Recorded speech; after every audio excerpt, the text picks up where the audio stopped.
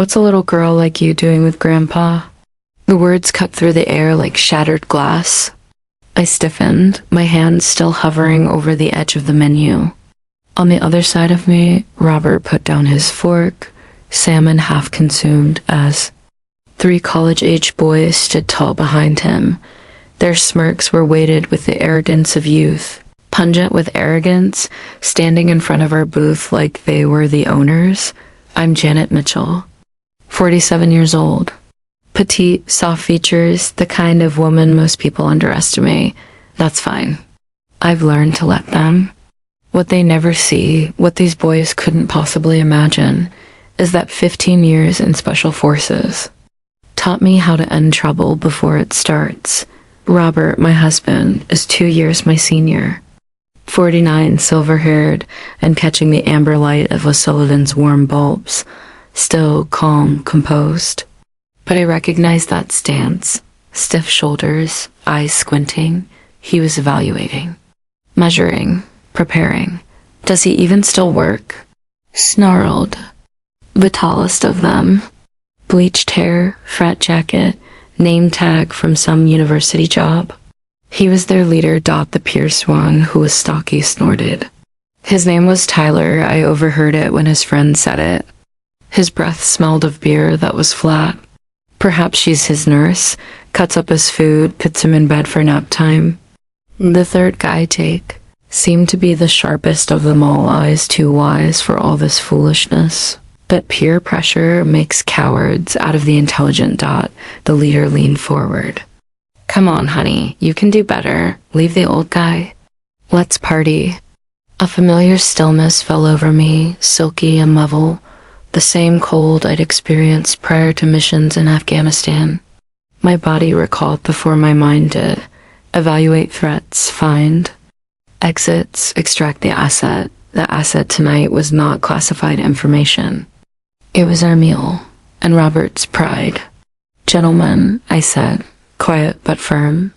My tone cut through the small talk going on around us, polite enough to be courteous, but firm enough to get attention. Robert's eyebrows shot up. He recognized that voice around. U.S. O'Sullivan's clientele shifted uncomfortably. An older couple 2 tables away huddled in anxious whispers. A family with children sent their gaze to their plates. The manager lingered near the kitchen, paralyzed by hesitation, watching like a man poised on the brink of a car accident. The ringleader grinned wider, his cologne a bitter blend of cheap musk and whiskey. Oh, don't be such a spoilsport. We're just being friendly. His hand rose, fingers stretching towards my shoulder. I saw Robert's jaw clench, his knuckles pale against the table. And me? I didn't feel rage, not even revulsion. What I felt was crystal clear certainty. These boys had no idea what manner of storm they had just brought to their table, because they had believed they were playing with a helpless woman and an elderly man. What they did not realize, what no stranger ever suspected, was that Robert and I were not breakable. We were not normal. We had been forged in battle, tempered by war, and knitted together in survival. Retired Special Forces, warriors who had trudged through fire. And if these children wanted a game tonight, they picked the wrong pair. Robert and I had reconnected 2 years since my discharge, during a get-together of veterans. The attractions between us was immediate, familiar, yet intense. He got me in ways no one else ever could. He sensed the burden of war, the razor-sharp edge of transition, the stillness of sleepless nights. That connection created us long before tonight. Ma'am, is everything okay here? The manager at last mustered up the nerve to approach. His name tag said Steve, and he appeared hardly older than the frat boys causing a ruckus. Hands wringing nervously, eyes scanning us in the crowd. He already looked in over his head. We're fine, thank you, I replied evenly, trying to keep my voice steady, calm. We were just completing dinner. Brad laughed loud, brash, meant to humiliate. Diners turned to look, forks paused halfway to their mouths. See? She's fine. We're just having a conversation." He leaned closer to Robert, his cheap cologne cutting through the smell of grilled salmon. "Nothing wrong with that." "Right, old man?" I observed Robert closely. His breathing didn't waver. His hands remained relaxed on the tabletop. Yet, I noticed it, the ice forming in his eyes, receding. He was charting the terrain, figuring out distances, angles, outcomes. The same manner he'd done prior to heading overseas on missions. Tyler, encouraged, leaned forward. "Bet you were really tough back in the day, huh? Vietnam, maybe?" "Something ancient like that," Jake snorted. "Korea, before drones, before night vision, when dinosaurs roamed." Their ignorance was nearly laughable, if not so bitter. Robert had bled on the sands of Iraq, on the hills of Afghanistan. He'd commanded counterterrorism operations the public would never know about. Wasting breath explaining that to these boys, Robert said softly, his voice even but sharpened like steel. "You need to return to your friends now," Brad puffed. Himself up, chest thrust forward, tipsy bravado dancing in his eyes. "Or what, Grandpa? You gonna fight all three of us?" The restaurant was silent. Even the jazz wafting from the speakers seemed to recede into the walls. Out of the corner of my eye, I saw kitchen staff congregate near the doorway. Smartphones dangled in shaking hands. The air was heavy, charged waiting to ignite. I put my napkin in its place on the table. Then I stood, slow and measured. At 5'4" and little more than 120 pounds. I knew what they were seeing. A dainty woman getting up because she'd been pushed too hard. Their smiles grew. Believing triumph was theirs. "We're going to be leaving now," I said, tightening my purse strap. Onto my shoulder, my voice was steady, definitive. "Robert, ready?" He nodded once, his eyes fixed on the boys, but as we walked towards the door, the three moved as a unit, blocking our path. Their bodies aligned to create a barricade, smug grins twisting into something sinister. Brad's gaze sparkled with the obnoxious hunger of a drunk man who had never been punched hard enough to learn respect. The procession through O'Sullivan's restaurant became a gauntlet. Each step forward drew tighter the noose of tension. I could hear whispers ripple through the crowd. Tyler turned to Brad and muttered something and received a low, ugly laugh. Jake hung back a little, but his eyes remained on me cold, judging, wrong. It made my skin crawl. "Excuse me," Robert asserted, and we moved up to the tight area between the tables, where the boys stood in our way. Brad sneered, arms folding. "Nah, don't think so. Your girlfriend and I weren't through talking." "That's single." Word girlfriend seemed to spit with poison. A few of the diners gasped out loud. Even Steve, the manager, blinked, but did nothing. The storm was here, and they had no notion of who they were locked in it with. Dot at the bar, the head of a gray-haired woman, shook in disgust as she muttered curses under her breath. A middle-aged man began to stand up from his chair, his fists curled, but his wife's hand pulled him back into his seat. Nobody wanted to be caught up in what was happening. "She's my wife," said Robert levelly. I detected the edge below the surface of his calm, the break in his voice that indicated the leash on his patience was wearing thin. Tyler emitted a derisive gasp, eyes wide with overplayed horror. "Wife? Oh boy, that's even worse." Dentures and a glass by the bed next. Laughter. Malicious, reckless, stoked by youth and cheap booze. I'd witnessed Taliban militiamen with more elegant manners than these idiots. They believed they were smart. They believed they were above the law. They did not know they were annoying a slumbering dragon. "We don't want any trouble," I said quietly, but my voice contained steel. "We just want to go home." Jake, who had hovered on the edges until now, finally found his courage. "See, that's the thing. We're not done. We're having too much fun." Brad advanced until his chest almost touched Robert's. He was far enough along for me to detect the whiskey and arrogance on his breath.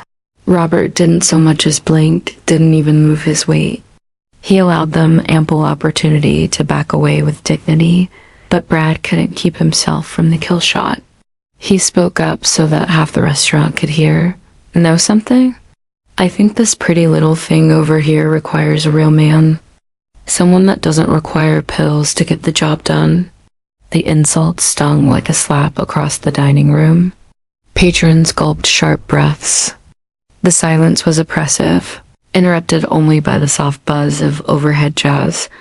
I saw it on Robert's face, not humiliation, but a spurt of contained rage. His fists curled slightly, then relaxed deliberately. He was keeping his cool. But I wasn't going to let these boys author the narrative anymore. That's when I decided. Okay, I declared, my tone dropping low, firm, unbreakable. It echoed through the dining room with authority. You want to do this the difficult way? Then let's do it. Right, outside. Brad's smirk blinked and then came back into place. Oh, this is great. Did you all hear that, guys? Grandma wants to take this outside? Tyler pumped his fist. Hell yes. This is going to be epic. For the first time, Jake hesitated. His gaze darted back and forth between Robert and me, a fleeting hint of uncertainty piercing the bravado. But peer pressure squashed it. He followed. We approached the exit, the crowd clearing silently to make way for us. Eyes followed, phones recorded from shaking hands, murmurs hummed. At the door, I exchanged a glance with Robert and gave him the tiniest nod. He replied with an even smaller smile, hardly there, but sufficient. He understood. They had not a clue what was about to hit them. The Denver night was keen with biting air as we entered O'Sullivan's parking lot. The sinking sun pulled out long shadows between the stacks of cars. Brad spread his arms wide, smiling. Great, no witnesses but the security cameras. And to be honest, who's gonna believe us anyway? Tyler already had his phone up, recording. 3 college brothers against Grandpa and his sugar baby. This is going viral. I tossed aside my light cardigan and folded it with care, putting it on the hood of Robert's truck. A small, elegant gesture, but it exposed my arms, corded with hard muscle and discipline honed over the course of years of training. The boys fell silent. For the first time that night, they seemed unsure. The boys were too drunk, too cocky, too oblivious to see the warning signs. Last chance to walk away, Robert said softly.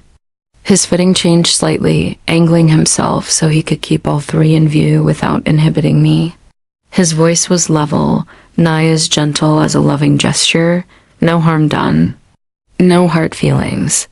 Jake let out a laugh, brimming with confidence from his mates. You gonna let your wife fight for you, old man? That's embarrassing, even for you. I pulled in a deep breath, focusing. Muscle memory came to the fore, the same breathing exercises my instructors taught me 15 years before. The sound, the tension, the parking lot, it all crystallized into clarity. Time ground down, all details were vivid. All vulnerabilities exposed. I rolled my shoulders once, relaxing them. My voice sliced the night air. Okay, you want me? Let's do this one idiot at a time. The words hit like a slap. Unshakable and absolute confidence stripped them of their delusion of control. For the first time, Brad's smile wavered. Wait, what? His bravado broke. Tyler put down his phone, blinks of confusion at the sudden change. You heard me, I instructed, tone clean and commanding like briefing a mission. You wanted to show you're tough? Here's your opportunity. One at a time. No weapons, no pack behavior, fair fight. Jake took a step back, his foot sliding on the gravel. Hey, maybe we lost our heads. We don't really want to hurt anyone. Too late. I interrupted him, tying my hair back into a ponytail. My movements were slow, controlled. You tailed us out here. You threatened my husband. You made yourself pretty clear. Now we see this through Brad. Feeling his hold on his small kingdom tenuous, puffed himself out. Pride would not allow him to retreat. Fine, whatever. This is idiotic anyway. I'll put you down fast and we'll be finished.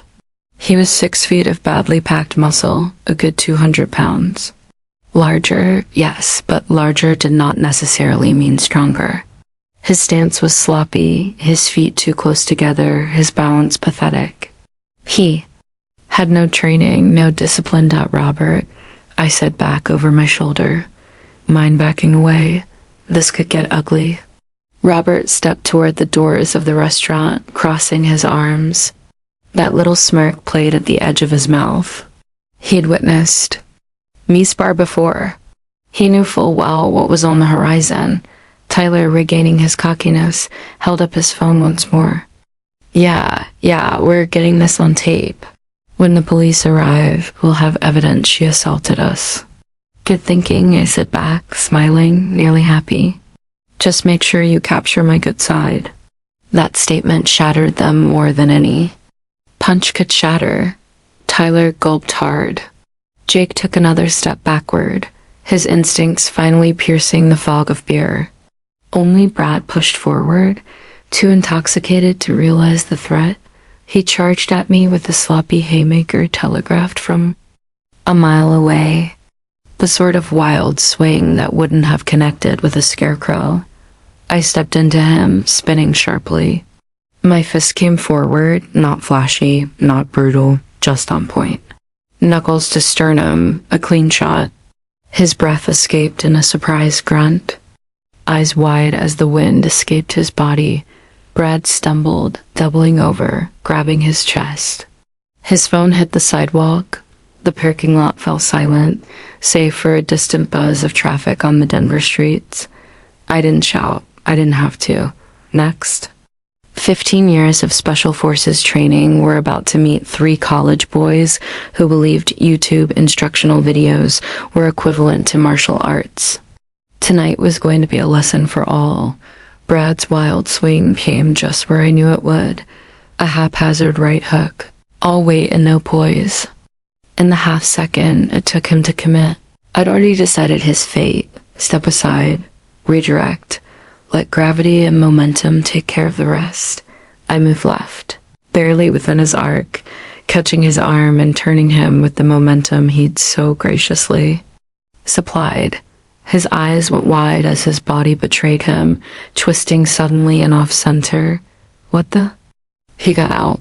Before I nudged him gently, the triumphant crash resonated across the lot as Brad went headfirst into the dirty dumpster behind O'Sullivan's.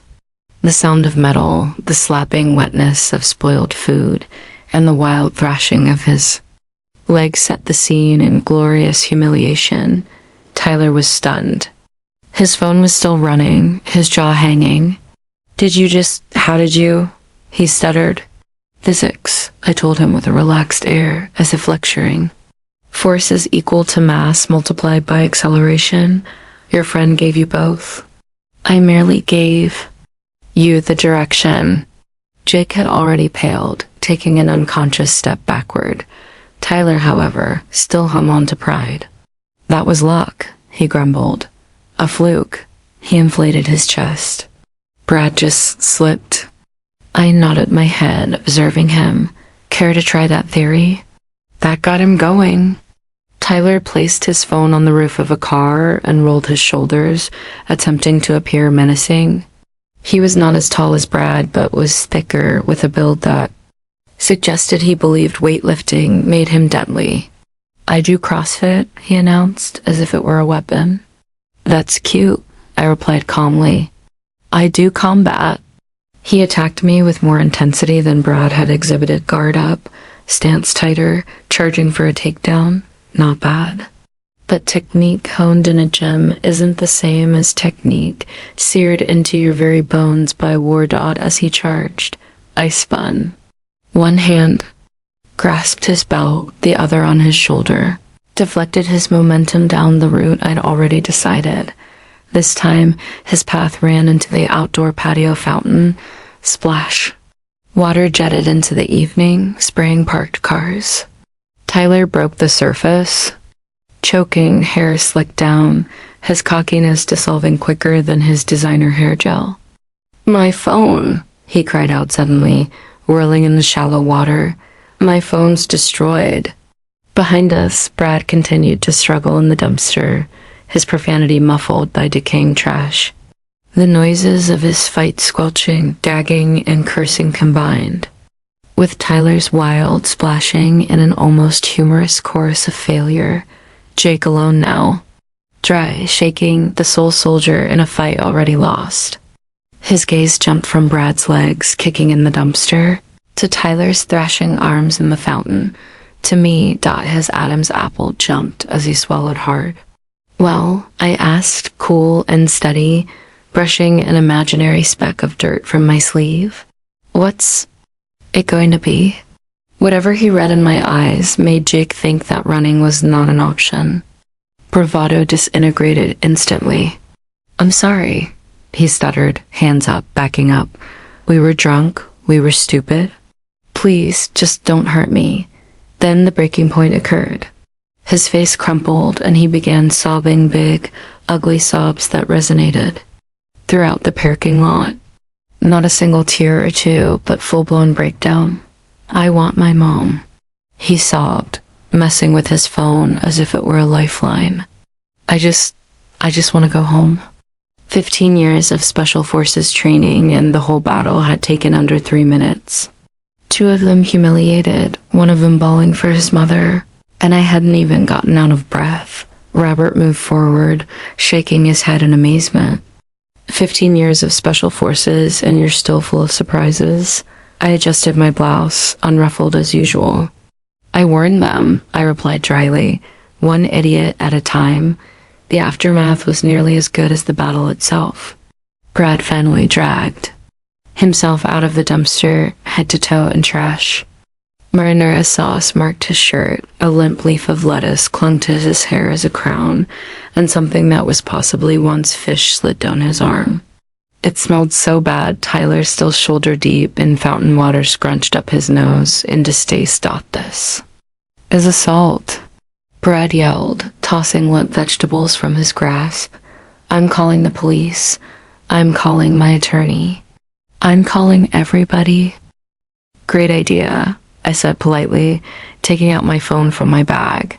"Let's call them both.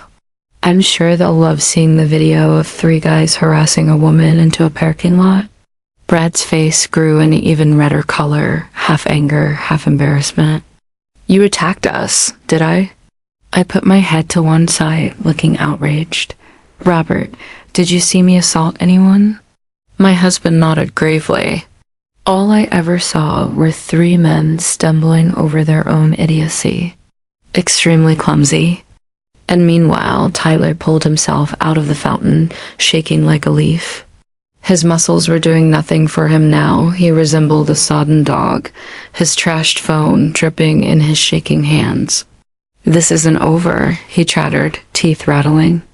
"Together? Oh, I think so," I said smoothly. "Unless you want to tell the police why 3 guys harassed a couple dining and then somehow lost a fight with gravity, trash, and a fountain." Jake was still crying into the phone. "No, Mom, I don't know what happened. Brad's in the trash, Tyler's in the fountain, and I think I need therapy." The restaurant's back door creaked open. Steve, the manager, emerged with 2 staff members. They were stuck at the site, Brad drenched in garbage, Tyler drenched and shivering, Jake sobbing on his phone, while Robert and I remained unscathed, unruffled as though nothing had occurred. Is everything okay out here?" Steve asked cautiously.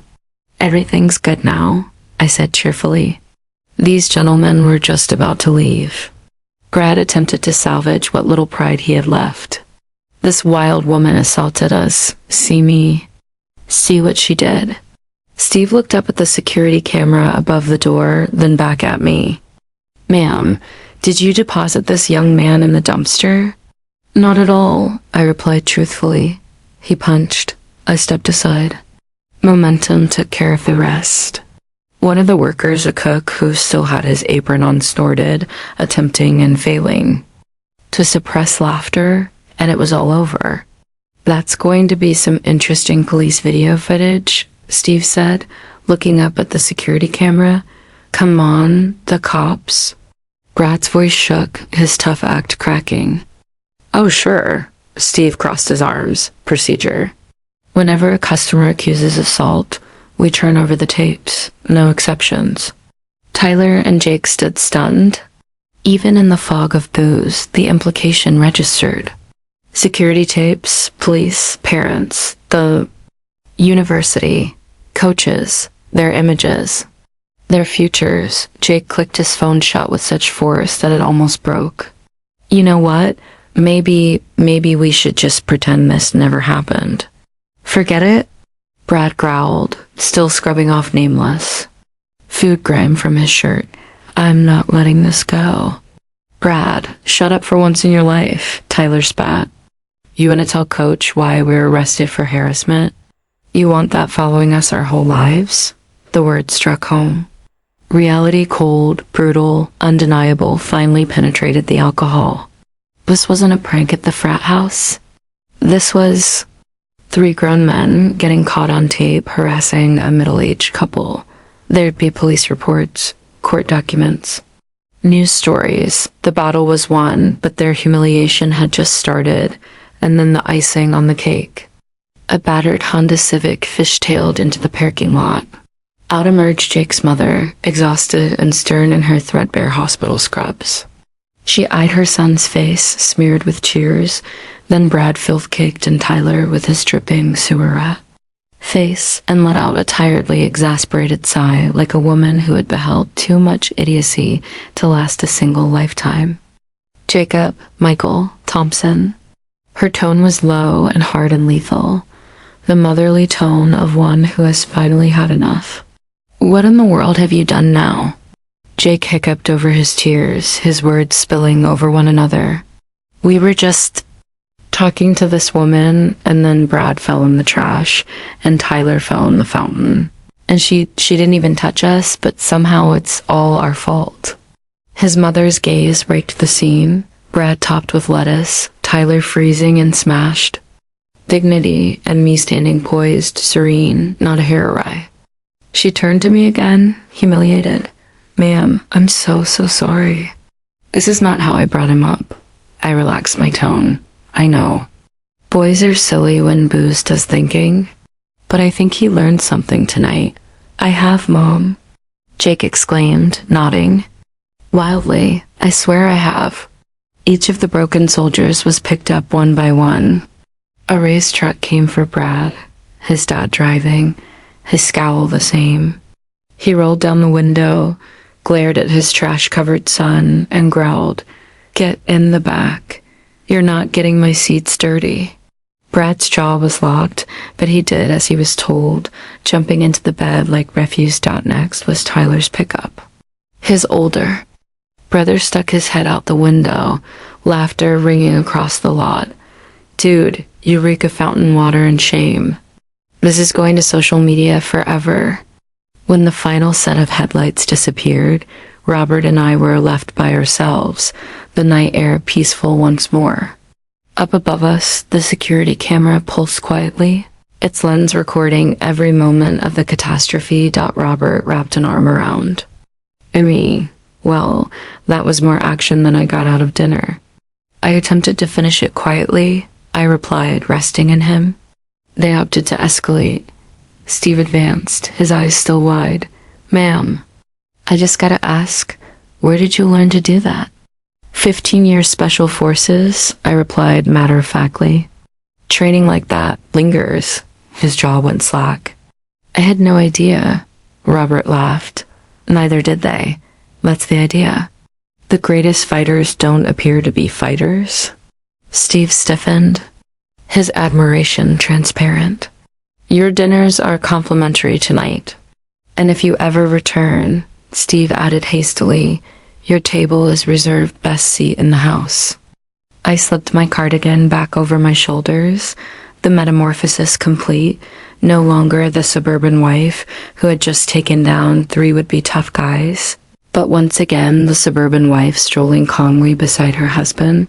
Robert got into the truck and started the engine, glancing over at me as he did so. "You know," he said in a low voice, "I was prepared to intervene if things had gotten out of hand." "I know," I replied, squeezing his hand. But it was nice to remind myself I could still do it. The ride home was covered in a warm silence, interrupted only by the rumble of country music and the soft glow of Denver's lights passing by. At our front porch, Robert pulled me in close, his voice low in my ear. "Have I said recently how proud I am to be your husband?" "Show me," I whispered. And he did. That night wasn't about love. It was about the quiet confidence of knowing who you are and what you're capable of when life calls for it. For the boys, punishment extended far beyond sore egos and destroyed clothing. The security cameras did not lie Brad swing, my sidestep, all the humiliating seconds. When Brad attempted to file assault charges, the police just produced the video. Then the internet caught wind. Hashtags. Hashtag instant karma and hashtag wrong woman made their humiliation go viral. The video circulated throughout campus, classrooms, and social media until everybody knew the tale. 3 college dudes brought down by a middle-aged woman who never threw a punch. The university doled out probation and sensitivity training. Their families were incensed, their friends mocked, their loved ones disappeared overnight, and me, I bore no anger, no regret. Only the understanding that real strength isn't about shattering others, it's about defending what is most important with just the strength needed and no more.